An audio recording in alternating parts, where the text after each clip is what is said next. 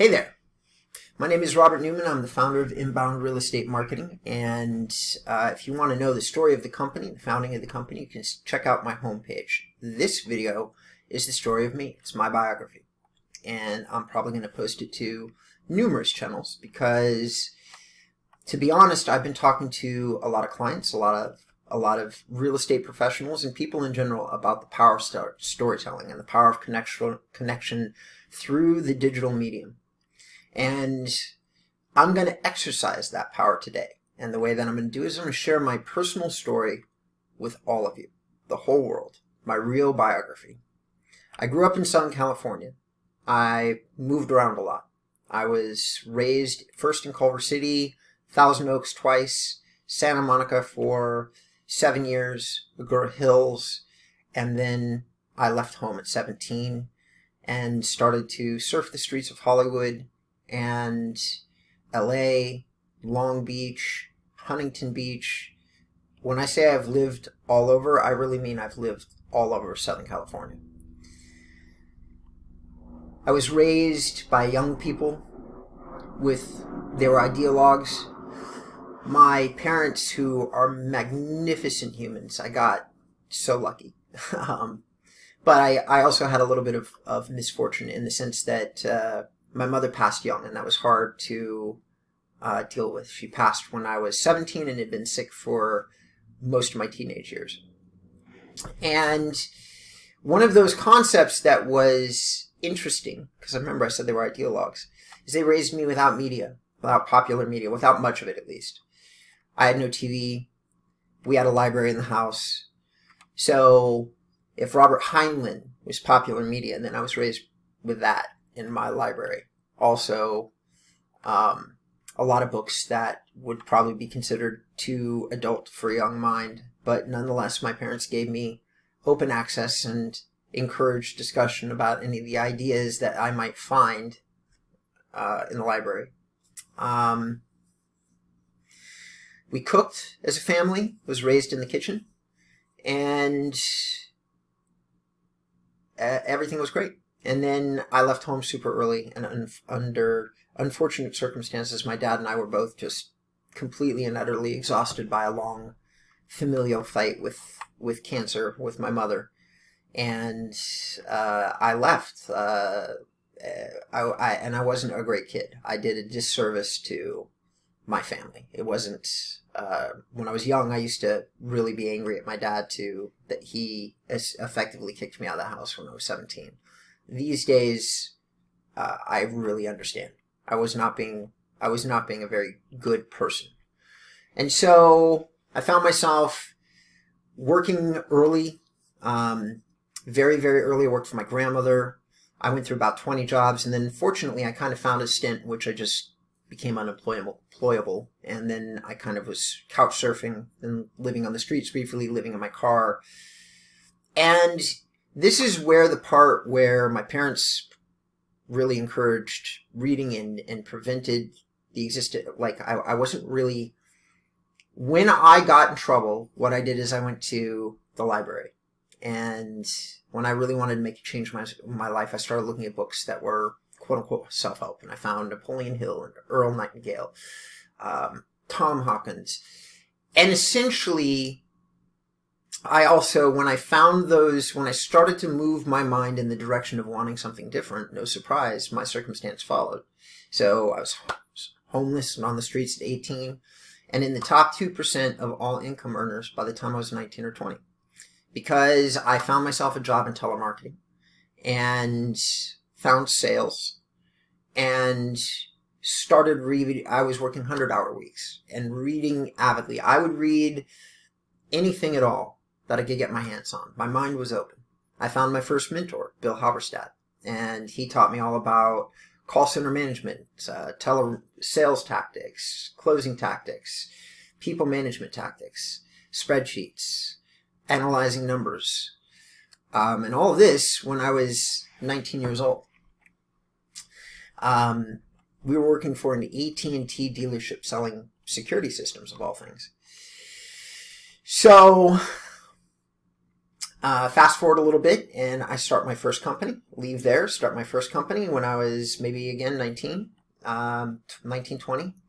Had two companies back to back. One I discontinued, the other I also discontinued. But the second company was a company that really catapulted me into success, but got me in some trouble because I wasn't following a lot of telemarketing regulations that needed to be followed.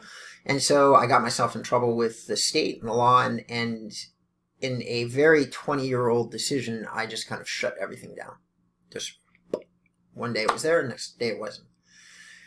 I proceeded on. I mean, there was a lot of different things that I did, but one thing held true throughout my career. I was reading. I was always educating myself, always trying to find a deeper understanding of both myself and applying knowledge, psychology to what I was doing, which was selling. And I must have read, and still I think that I've read hundreds, maybe thousands of books on psychology, how the mind works. I went first into sales literature, then I went into psychology. I read a lot of Jung. I've read a lot of relationship books, just straight up relationship books, The 7 Habits of Highly Effective People. The list goes on and on and on and on. Recently, I've been following Sadhguru Guru, Eckhart Tolle. As I've gotten older, my meanderings, my mental meanderings have drifted towards more esoteric, spiritual stuff. And as I've drifted through this esoteric stuff and all this reading, it has deeply impacted my philosophies about business, about communicating and relating to other human beings, how I do that. One of those deeply fascinating concepts that I learned about 30 years ago was about pull marketing, which was the concept of providing something of so much value to somebody that they were inspired to reach out and talk to you. From the very minute that I heard this concept, and to this very day, I don't remember what was first presented to me, but I know it was a long, long time ago. Because at the time that I remember hearing the concept, I was doing telemarketing, and we were in a call center, we were pounding out hundreds of thousands of calls, no joke, just massive quantities of calls. And people hate telemarketers, they just hate them. So you're constantly trying to get on the phone, overcome resistance to even have a conversation, have the conversation, then close on an offer. Bang, bang, bang, bang, over and over again. And it was grueling work. It was grueling work, and at many, many iterations in my career, I was leading other people. It was grueling on them. It was an emotional, taxing thing to be doing. So, throughout that journey, I had gotten married, gotten divorced. I've only done that once, from 19 to 27. So right around the time I got off the streets, I got married to an amazing woman, who I am still friends with. And we just were very young. If I had to put a single thing to it, we're just young. And didn't know ourselves or the concept of marriage well enough. And I put that on me more than I do on her. So that was an experience that led to the following statement. So I was very disappointed in myself. So disappointed that I started to take steps to implode my life. And I did a really good job at it. I don't have a lot of career accolades between the ages of like 27 and 35, because mostly I was drinking and partying and doing destructive behaviors. But at 36, I got sober. And have been sober for the last 15 years. And that leads up to the current journey of what I do professionally, which is I'm an inbound marketer and I'm an SEO. But here's the interesting part of that story to me. So I was running really big call centers, and these two things don't match, tech and call centers. Call centers do use technology, but they call it telephony, and it's mixing of digital and recording calls and all that different stuff. But it's certainly not what people would probably consider the highest level of tech. So I decided that I wanted to be out of telemarketing and into technology. And with my normal assurance that I can do anything I set my mind to, I literally just said, okay, I'm going to do it. And then sent out 300 resumes and had no responses and realized, well, maybe this won't be as easy as I thought it would be, because I was literally at the top of the call center services. I was running the largest independently owned series of call centers in the Western United States. So, when I say the top, I mean the top. And I thought it would be easy to get a job in tech. And boy, howdy was I wrong. I got a really lucky guy by the name of John Crabb, who is the founder of AgentImage. He gave me a job as a project manager, and I worked my way into the role that I wanted, which was selling online marketing services and helping develop online marketing services for AgentImage. And I worked with a team of people there, and it was brilliant. But here's the lessons that I pulled away from digital and inbound.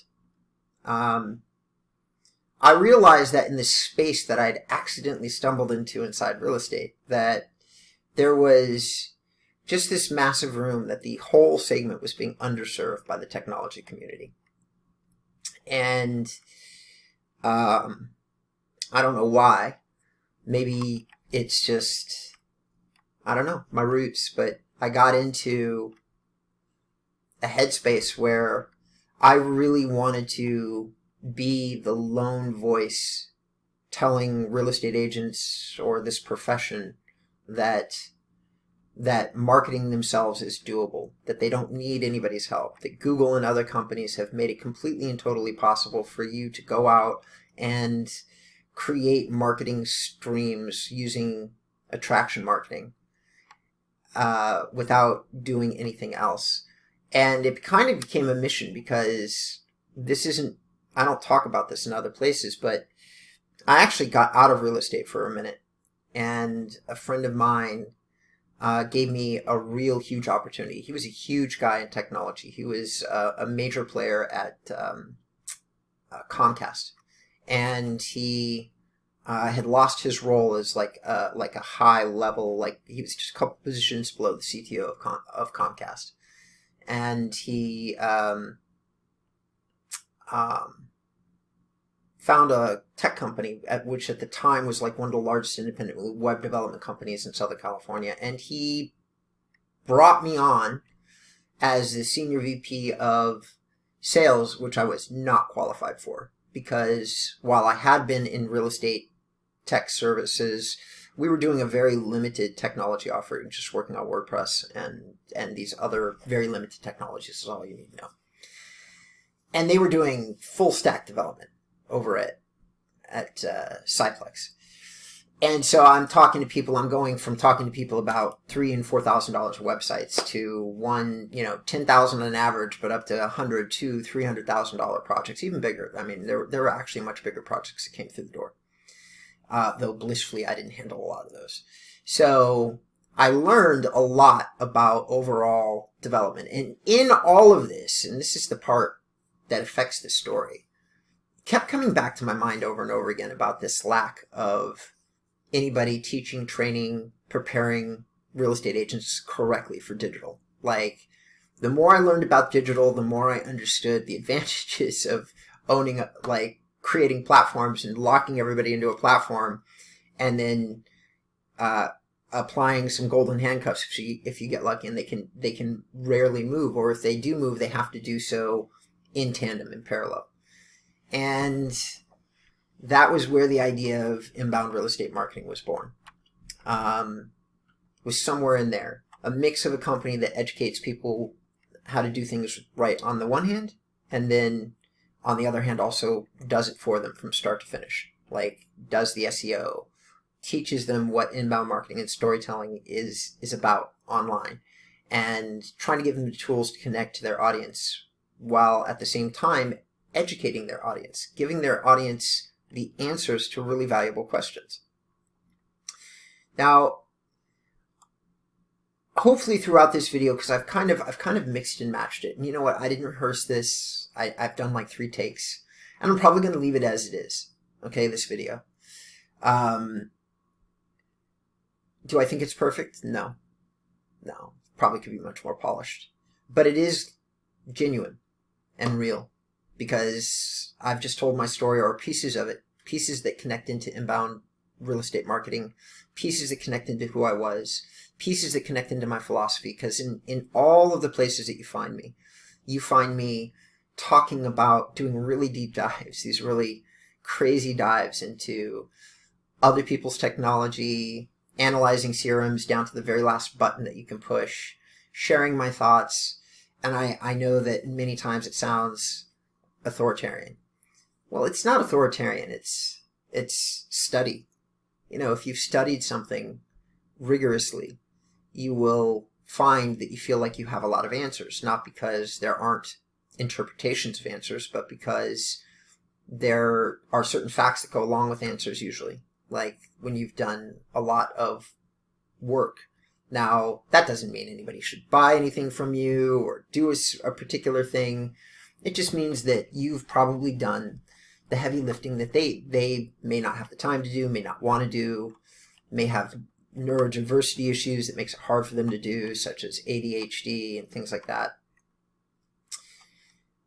But what I've just shared with everybody who's watching this is literally the idea behind inbound real estate marketing. You do answer some of these questions for people. You do the deep dive into the neighborhoods. You do the deep dive into the schools, the quality of the soil if you're selling, ranch property. You do, and then you post some of that online, and you create a connection based on the fact that you've done something valuable for somebody else. I don't know whether I've done anything valuable for anybody watching this video, but I do know this. I've shared my story. I've shared in degrees how it connects into InboundREM. I've shared my philosophies to a degree, in a limited degree, because it's going to be under 20 minutes. And I really appreciate whoever you are, all of the yous that are watching the video. I appreciate you taking a moment to get to know me, because I promise, right now, you know a bit about me. I am not 2 people. I am just this person. And it was nice meeting you.